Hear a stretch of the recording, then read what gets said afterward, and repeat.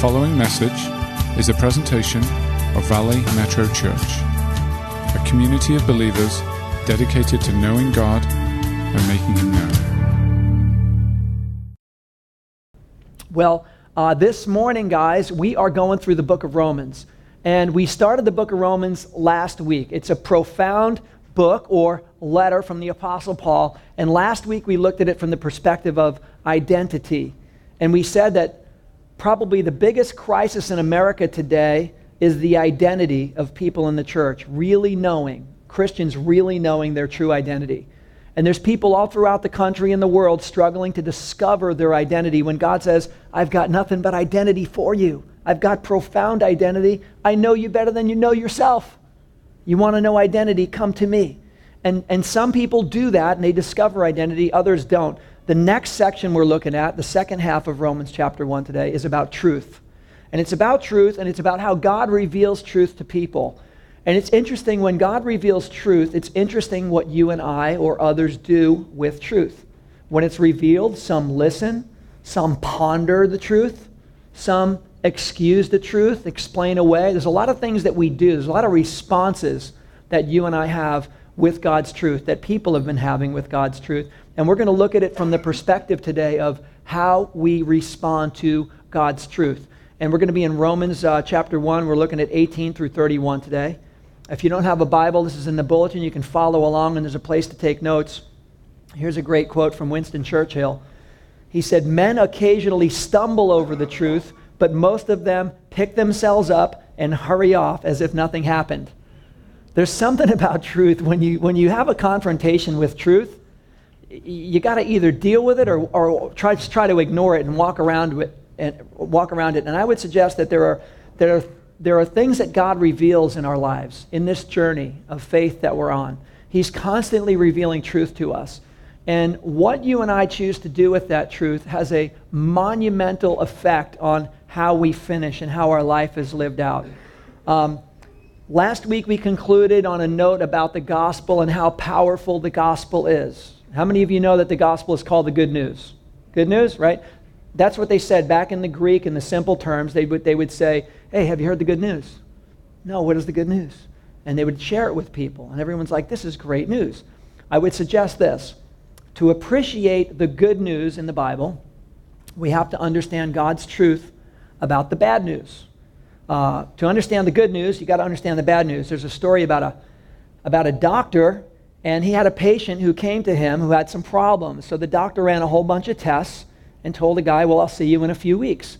Well, the doctor ends up going on vacation and comes back 2 weeks later, and the patient comes back and says, "Doctor, what'd you find out?" And the doctor says, well, let me put it to you this way. I got some good news and I got some bad news. And the guy says, well, why don't you give me the good news first? And the doctor says, well, the good news is you have 3 weeks to live. I was like, 3 weeks to live? That's the good news? What's the bad news? He said, the bad news is I should have told you 2 weeks ago before I went on vacation. But sometimes we need to know, sometimes we need to know the bad news so we can have the good news. The reality is not everybody really wants the truth of things sometime. If you were at a doctor, honestly, would you tell the doctor, "Doctor, tell me something to make me feel good"?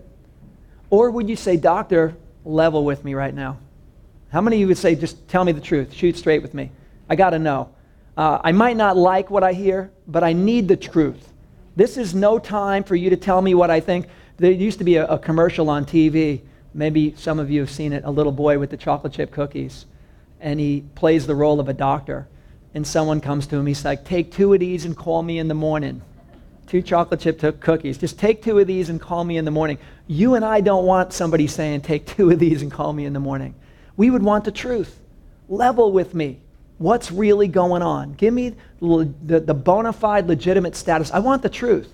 And it may hurt, it may be painful. I might not like the outcome, but I really need to know. I would suggest that's the case in life. We need to understand that. But some people will find out when it comes to truth, some people don't want the truth. Some people don't want to hear the truth. Some of you may be familiar with the movie A Few Good Men. If any of you have seen the movie A Few Good Men, it's going back a while. There's an amazing scene in the movie. It's a courtroom scene. And Tom Cruise is the prosecuting attorney. And Jack Nicholson is on trial. And he's like a general, a 4-star general. And it gets really heated. It's one of these amazing courtroom scenes. You could pull it up on YouTube. But there's this part where Nicholson is told something about the truth. And they're pointing the finger and saying, the truth, the truth, the truth. And Nicholson finally goes, you want the truth? You can't handle the truth. And it's this classic scene. If any of you have seen it, it's riveting. You're like, whoa, that was powerful. And the fact of the matter is, many don't want the truth because many can't handle the truth. And when it comes to some of God's truths, many don't want the truth because many can't handle the truth. We do interesting things with the truth. Here's God's truth. God's truth is that there is good news. It's the gospel. It's profound. It's liberating. It gives life. But there's also bad news, and we have to know the bad news before we appreciate the good news. That's the truth of the reality. There's a reality, talking about doctors. Tell them I'm busy. I'll call them back later. Kidding.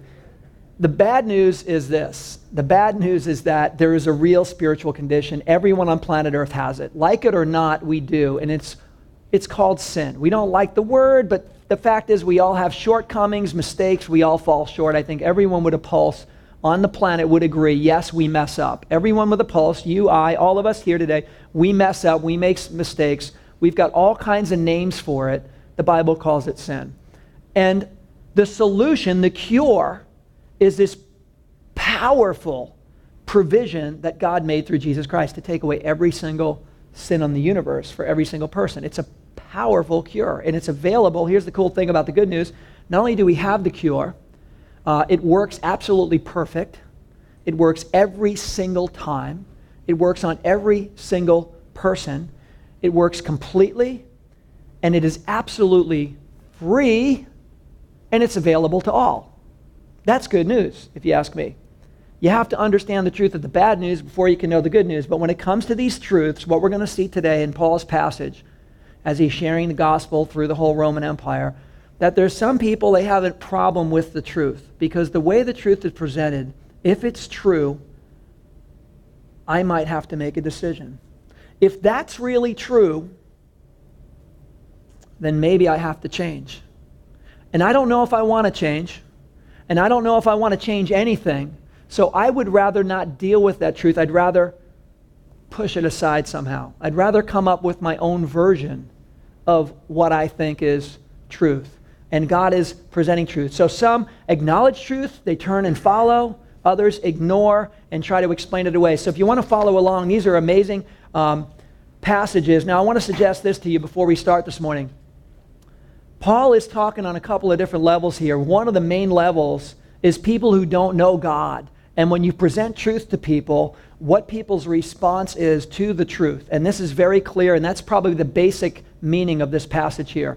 But I would suggest that you and I as believers, it applies to us as well. Because if you're like me on this journey of faith, God is constantly revealing things to you. Amen? He starts showing you things along the journey. He reveals more truth to you and I. What do we do with that truth? The reality is you and I could do the same thing that's happening in the passage here. You and I could say, yeah, but I don't think so. As God reveals truth on the journey, you and I can respond the same way if we're not careful. We can accept truth that God reveals, we can acknowledge it, or we can kind of justify, explain away, or walk around it, because that's exactly what this passage is about. So let's follow along in that light if we could. It begins in verse 18 and says, "The wrath of God is being revealed from heaven against all the godlessness and wickedness of men who suppress the truth by their wickedness. Since what may be known about God is plain to them because God has made it plain to them. For since the creation of the world, God's invisible qualities, his eternal power and divine nature have been clearly seen, being understood from what he has made, so that men are without excuse." He's saying from the beginning is this. He's saying God's qualities, even though God is invisible, he is the living God, and his qualities have been on display since the beginning of time for every single person who ever lived on the planet. What he's basically saying is There is a creator, and when you look at his creation, all of the creation points to the creator. He's like, it's obvious. Many of you have been out in the mountains, maybe looked at a beautiful, the stars at night. Have you ever been that? Like on the top of a mountain, you look at the stars, and you're like, unbelievable. I mean, this is amazing. To think that they're like thousands of light years away, and you're looking at these stars shining back at you. To think that these stars could have gone out, and they're still so many years away, you're still seeing the light. It's amazing. The universe is so expansive that they can't even measure it. And you're thinking, seriously? That is amazing. This is not a freak of nature. This is creation, and it's amazing. And there are astronomers who look out in the heavenlies, as it's called, and they are baffled at the order of the universe. And they're like, wow, we don't know how, many would admit, how it started. But wow, they are in awe, and they don't think it's a freak of nature or happenstance. But when you look at a sunset, it's another one. Stars at night, profound. When you look at a sunset and you're realizing this is amazing. Every single night the sunset is different. There's never a replication. Clouds are in different places and times, and you're like, this is phenomenal. What a masterpiece that God put on display. Another thing is being at the beach sometimes, and you watch the waves rolling in, and they keep rolling in, and they never stop rolling in. It says in Ecclesiastes that the streams flow into the rivers, and the rivers flow into the oceans, and yet the oceans never overflow, and the streams never run out of water. It's amazing. God's got some divine order going on here with stuff that all we can sit there and go, that's not a freak of nature. That is an amazing design. And what do you say about it? It's amazing. Everything from salmon will swim back upstream to where they were born to start the process all over again. Even though they went out into the ocean and they went miles away, they'll find there's so many things about nature and creation that there's a creative order to the creation that you go, wow, this is just not happenstance. And he's saying that this has been the case all the time. Waterfalls, looking at storms. How about storms? When you hear a storm, there's another side of creation.